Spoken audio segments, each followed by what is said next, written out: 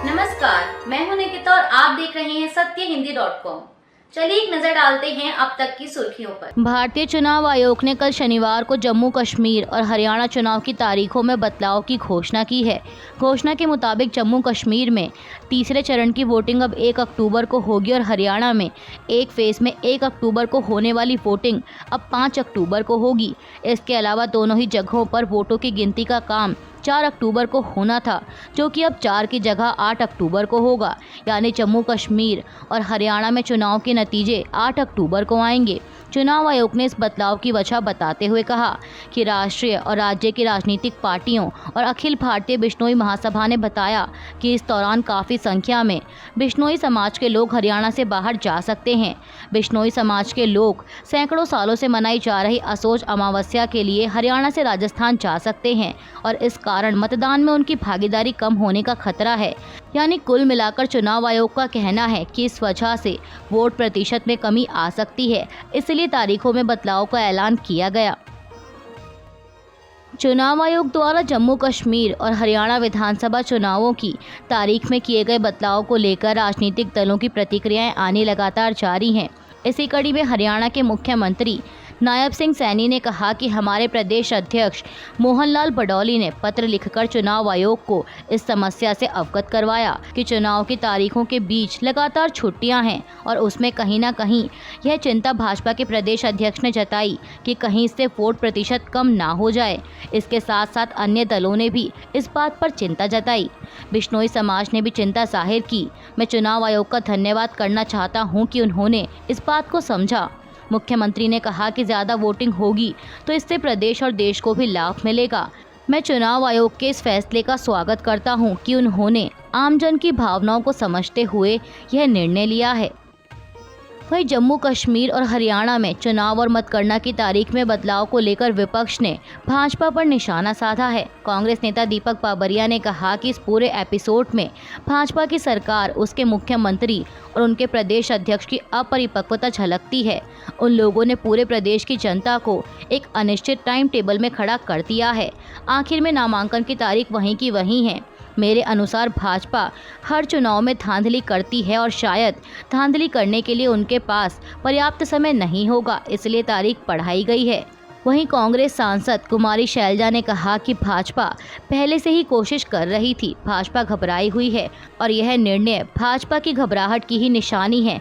लेकिन जब आप जनता में जनाधार खो देते हैं तो आप कुछ भी कर लें, उससे फर्क नहीं पड़ता है। चुनाव आयोग के तारीखों में बदलाव के फैसले पर जम्मू कश्मीर कांग्रेस के अध्यक्ष तारिक हमीद कर्रा ने कहा कि क्या चुनाव आयोग को पता नहीं था कि कोई त्यौहार है?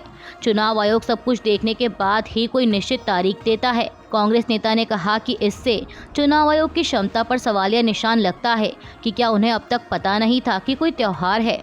कल क्या वे ईद या दिवाली को भी नज़रअंदाज करेंगे? यह एक संदिग्ध बात है। आम आदमी पार्टी के वरिष्ठ नेता और पूर्व मुख्यमंत्री मनीष सिसोदिया ने बड़ा दावा करते हुए कहा है कि अगर अभी चुनाव हुए तो उनकी पार्टी दिल्ली विधानसभा की सभी 70 सीटें जीतेगी।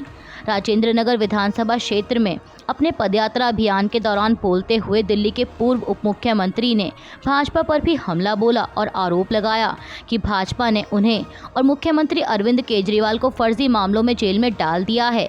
सिसोदिया ने शहर के विभिन्न हिस्सों में अपने अभियान के दौरान मिले स्नेह को याद करते हुए कहा कि अगर अभी चुनाव हुए तो आम आदमी पार्टी सभी 70 विधानसभा सीटें जीतेगी और कुल वोटों का 70% हासिल करेगी।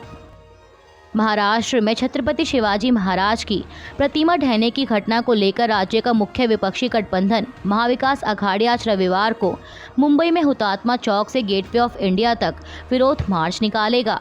समाचार एजेंसी ANI के मुताबिक इस विरोध मार्च के चलते शहर में पुलिस और अन्य सुरक्षाकर्मी तैनात हैं।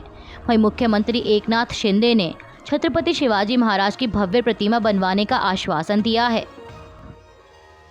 असम के मुख्यमंत्री हेमंत बिस्वा शर्मा पर आरजेडी नेता तेजस्वी यादव की कथित अपमानजनक टिप्पणी के बाद राजनीतिक बयानबाजी शुरू हो गई है। भाजपा ने उनके इस बयान के लिए माफ़ी की मांग की है।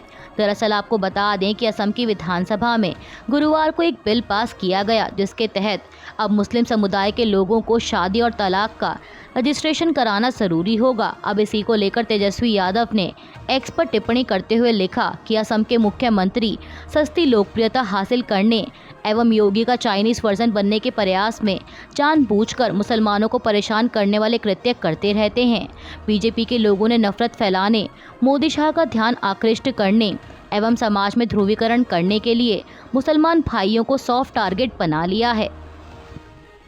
अब तेजस्वी यादव की इसी टिप्पणी को भाजपा ने हेमंत बिस्वा शर्मा का अपमान करने वाला माना है।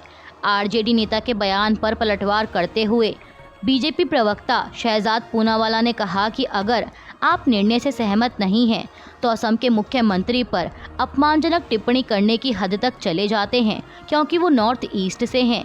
आप पूरे नॉर्थ ईस्ट और असम के लोगों पर सिर्फ इसलिए टिप्पणी कर रहे हैं क्योंकि आप निर्णय से सहमत नहीं हैं। बीजेपी प्रवक्ता ने कहा कि मैं राहुल गांधी से पूछना चाहता हूं कि क्या ये मोहब्बत की दुकान है या नफरत के भाईजान हैं। पूनावाला ने कहा कि यह उनकी नॉर्थ ईस्ट विरोधी सोच को दिखाता है। तेजस्वी यादव ने असम और नॉर्थ ईस्ट के लोगों का अपमान किया है। उन्हें ना सिर्फ माफ़ी मांगनी चाहिए बल्कि इंडिया गठबंधन को ये बताना चाहिए कि क्या वे उनके विरोध में खड़े होंगे। कर्नाटक के उप मुख्यमंत्री डीके शिव कुमार ने कल शनिवार को कांग्रेस विधायकों और सांसदों के साथ राजभवन तक जुलूस निकाला। इस दौरान उन्होंने राज्यपाल थावरचंद गहलोत से भाजपा के 4 पूर्व मंत्रियों और केंद्रीय मंत्री एचडी कुमारस्वामी के खिलाफ मुकदमा चलाने की अनुमति देने का आग्रह किया। राजभवन में राज्यपाल से हुई मुलाकात के बाद डिप्टी सीएम शिव कुमार ने बताया कि राज्यपाल ने हमें आश्वासन दिया है कि हमें न्याय मिलेगा। उन्होंने मीडिया से कहा कि हमारा संदेह है कि राजभवन एक राजनीतिक पार्टी के कार्यालय की तरह बनता जा रहा है, इसलिए हमने उनसे संविधान और राज्यपाल के कार्यालय की शुचिता की रक्षा के लिए हमारे ज्ञापन पर निर्णय लेने का आग्रह किया। आपको बता दें कि कर्नाटक की सत्तारूढ़ पार्टी कांग्रेस का कहना है कि कुमारस्वामी और भाजपा के पूर्व मंत्री मुरुगेश निरन, जनार्दन रेड्डी और शशिकला जोले के मामले में जांच पूरी हो चुकी थी और आरोप पत्र भी तैयार थे, लेकिन राज्यपाल से सालों से अभियोजन की मंजूरी नहीं मिली थी। शिव कुमार ने कहा कि जबकि मुख्यमंत्री सिद्धरमैया के मामले में यानी मूडा स्कैम में उनके खिलाफ मुकदमा चलाने की मंजूरी शिकायत पेश किए जाने के कुछ ही घंटों के भीतर दे दी गई। डिप्टी सीएम ने कहा कि हम सिद्धरमैया मुद्दे पर बात करने के लिए राजभवन नहीं आए क्योंकि मामला पहले से ही हाई कोर्ट में है। हमारा बस उनसे अनुरोध है कि वे निष्पक्ष रहें, राजभवन का राजनीतिक इस्तेमाल ना होने दें और संविधान को बनाए रखें।